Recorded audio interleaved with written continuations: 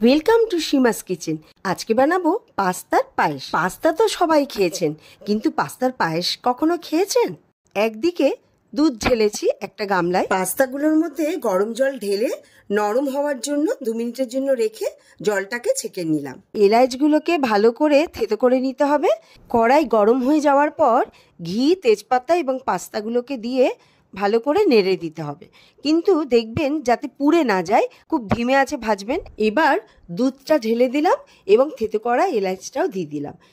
যখন একটু বলক হবে ভালো করে নাড়াতে হবে যাতে পুড়ে না যায় নিচে। বলক ওঠার পরেই আপনারা কাজু এবং অ্যালমন্ড দিয়ে দিতে পারেন, কিশমিশও দিয়ে দিতে পারেন, সামান্য একটু গুড়ের পাউডার দিয়ে দিলাম, তার সাথে চিনিও দিয়ে দিলাম। আপনারা 2 মিনিটের জন্য একটু ছেড়ে দেবেন যাতে পাস্তাগুলো আরেকটু সেদ্ধ হয়ে যায়। আমার পাস্তার পায়েস তৈরি হয়ে গেছে। গরম গরম লুচির সাহায্যে বা পরোটার সাহায্যে পরিবেশন করে নিন।